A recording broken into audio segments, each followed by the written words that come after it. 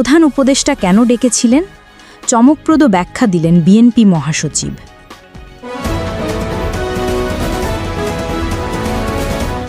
অভ্যুত্থানের 1 বছর পরও নিরাপত্তা নিশ্চিত হয়নি, সরাসরি অভিযোগ তুললেন আদিব।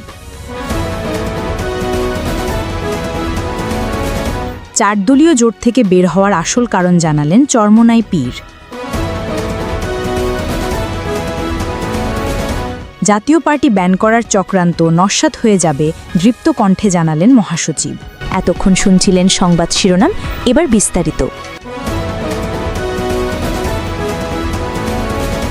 Breaking news. অভ্যুত্থানের 1 বছর পরও নিরাপত্তা নিশ্চিত হয়নি, কঠোর অভিযোগ এনসিপি নেতা আরিফুল ইসলাম আদিবের। তিনি সরাসরি বলছেন, পুনর্বাসন হয়নি, নিরাপত্তা নিশ্চিত হয়নি। গণতন্ত্রের যে স্বপ্ন নিয়ে অভ্যুত্থান হয়েছিল সেই স্বপ্ন আজও অপূর্ণ। অভ্যুত্থানকারীরা এখনও নিরাপত্তাহীনতায় ভুগছেন। প্রধান উপদেষ্টা ডক্টর মুহাম্মদ ইউনুসের সঙ্গে বৈঠক শেষে বিস্ফোরক বক্তব্য রাখেন আরিফুল ইসলাম আদিব। তিনি বলেন, রাষ্ট্রীয় সংস্থা সরাসরি নির্বাচন প্রভাবিত করেছে। ঘুম কমিশনের প্রতিবেদনের ভিত্তিতে ব্যবস্থা নিতে হবে। নিরাপত্তা নিশ্চিতের পদক্ষেপ এখনও দেখা যাচ্ছে না। অভ্যুত্থানের 1 বছর পরও প্রবাসীদের জন্য কোনো আইনি সহায়তা নেই।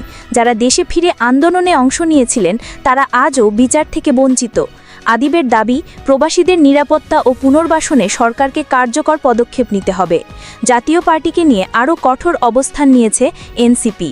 আদিবের অভিযোগ, আওয়ামী লীগ আর জাতীয় পার্টির মধ্যে কোনো পার্থক্য নেই। গত 3টি অবৈধ নির্বাচনকে বৈধতা দিতে জাতীয় পার্টি ছিল আওয়ামী লীগের সহযোগী। তাদের কার্যক্রম এখনই স্থগিত করা দরকার, না হলে গণতন্ত্রের প্রতি বিশ্বাস আরও দুর্বল হবে।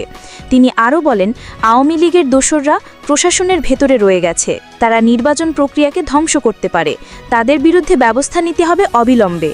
নারীর রাজনৈতিক অংশগ্রহণ নিয়েও দাবি তুলেছে এনসিপি। আদিব বলেন, 100 আসনে সরাসরি নারী প্রার্থীদের প্রতিদ্বন্দ্বিতা করতে দিতে হবে। নারীর ক্ষমতায়ন ছাড়া গণতন্ত্র পূর্ণ হবে না। এখানেই শেষ নয়, ফেব্রুয়ারিতে যাদের 18 বছর পূর্ণ হবে তাদেরও ভোটাধিকার দিতে হবে। তরুণদের অংশগ্রহণ ছাড়া নির্বাচনী প্রক্রিয়া কখনোই পূর্ণাঙ্গ হতে পারে না। অভ্যুত্থানের পর 1 বছর পেরিয়ে গেলেও সংস্কার এখনও অনিশ্চিত। গণ অভ্যুত্থানের চেতনা যে নিরাপত্তা, স্বাধীনতা আর পুনর্বাসনের প্রতিশ্রুতি দিয়েছিল সেটি পূর্ণ হয়নি। প্রশ্ন তুলেছেন আদিব, এভাবে কতদিন চলবে? তিনি কড়া হুঁশিয়ারি দিয়ে বলেন, গণ অভ্যুত্থানের কর্মীদের যদি নিরাপত্তা না দেওয়া হয় তবে আন্দোলন আবারও তীব্র হয়ে উঠবে। নিরাপত্তাহীনতার এই অবস্থা চলতে দেওয়া হবে না। সবশেষে আদিবের বার্তা স্পষ্ট, অভ্যুত্থানের 1 বছর পরও যদি নিরাপত্তা নিশ্চিত না হয়, পুনর্বাসন না হয়, তবে সংকট আরও গভীর হবে। তিনি সরকারের প্রতি আহ্বান জানিয়েছেন, অবিলম্বে কার্যকর পদক্ষেপ নিন। ব্রেকিং নিউজে আবারও জানিয়ে দিচ্ছি, অভ্যুত্থানের 1 বছর পরও নিরাপত্তা নিশ্চিত হয়নি। এনসিপি নেতা আরিফুল ইসলাম আদিবের বিস্ফোরক অভিযোগ, রাষ্ট্রীয় সংস্থা নির্বাচন প্রভাবিত করেছে। জাতীয় পার্টি অবৈধ নির্বাচনের সহযোগী, আর গণতন্ত্র এখনও হুমকির মুখে। Breaking news. প্রধান উপদেষ্টা কেন ডেকেছিলেন? জানালেন বিএনপি মহাসচিব মির্জা ফখরুল ইসলাম আলমগীর। সরাসরি বললেন, নির্বাচন পূর্বঘোষিত সময়েই হবে। রোববার সন্ধ্যায় রাষ্ট্রীয় অতিথি ভবন যমুনায় বৈঠক শেষে সাংবাদিকদের সঙ্গে মুখোমুখি হন তিনি। ফখরুল জানালেন, প্রধান উপদেষ্টা শুধু নিশ্চিত করতে চেয়েছেন নির্বাচনের সময় নিয়ে কোনো দ্বিধাদ্বন্দ্ব নেই। শিডিউল অনুযায়ী নির্বাচন অনুষ্ঠিত হবে। এর আগে একই দিনে জামায়াতে ইসলামী এবং জাতীয় নাগরিক পার্টির সঙ্গে বৈঠক করেছেন প্রধান উপদেষ্টা। সবশেষে বসেছেন বিএনপির সঙ্গে।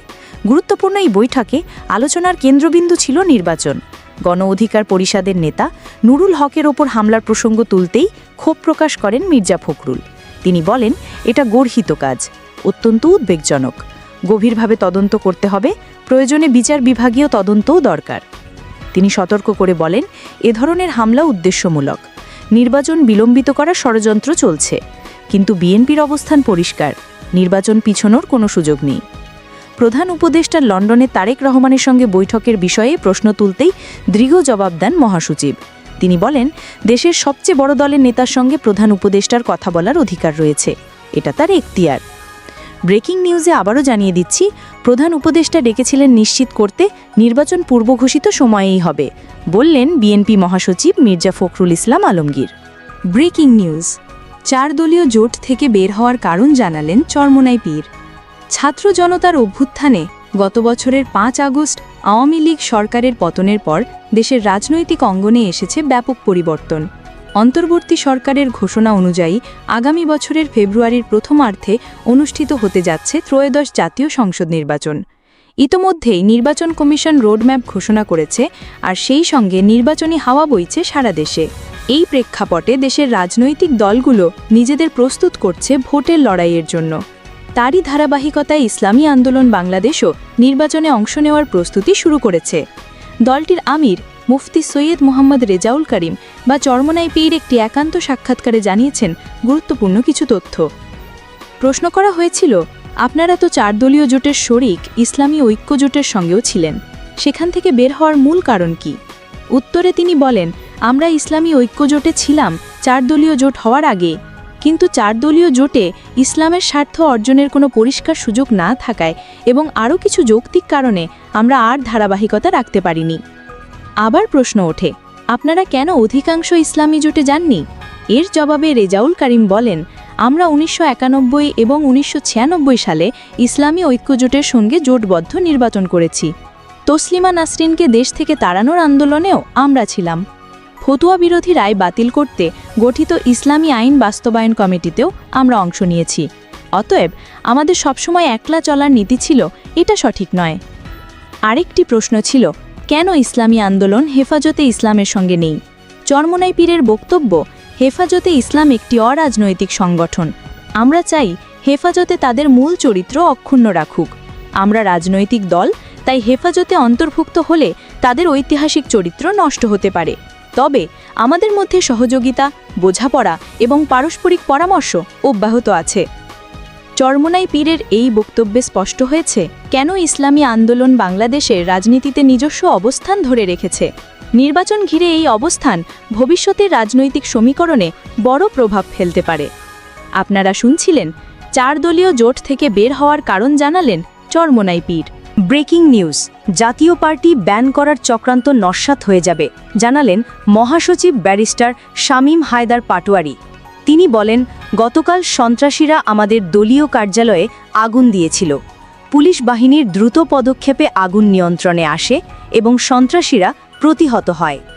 এখন অনেকেই জাতীয় পার্টিকে ব্যান করার দাবি তুলছে, কিন্তু জাতীয় পার্টি কখনো সন্ত্রাসী কর্মকাণ্ডে জড়িত ছিল না, তাই আইনগতভাবে আমাদের নিষিদ্ধ করার কোনো সুযোগ নেই। শামীম হায়দার স্পষ্ট জানিয়ে দেন, জাতীয় পার্টি আরপিও অনুযায়ী নিবন্ধন বাতিলের মতো কোনো অপরাধ করেনি। তাহলে আমাদের বিরুদ্ধে অভিযোগ কিসের? এ দাবিগুলো সম্পূর্ণ অযৌক্তিক, আর আমরা এতে ভীত নই। তিনি কর্মীদের উদ্দেশ্যে বলেন, সবাই প্রস্তুত থাকুন, কোনো আঘাত এলে তার জবাব দিতে হবে। আমরা শান্তিপূর্ণ আন্দোলন করব, প্রয়োজনে সবাইকে ঢাকায় আসতে হবে। জাতীয় পার্টি ব্যান করার যে চক্রান্ত চলছে তা শেষ পর্যন্ত ভেস্তে যাবে। তিনি আরও জানান, জাতীয় পার্টি বর্তমানে জিএম কাদেরের নেতৃত্বে ঐক্যবদ্ধ। দেশ, জনগণ এবং গণতন্ত্রের স্বার্থে জাতীয় পার্টি নিরলসভাবে কাজ করছে। দেশটা আমাদের সবার, সবাইকে মিলেই এই দেশকে বাঁচাতে হবে।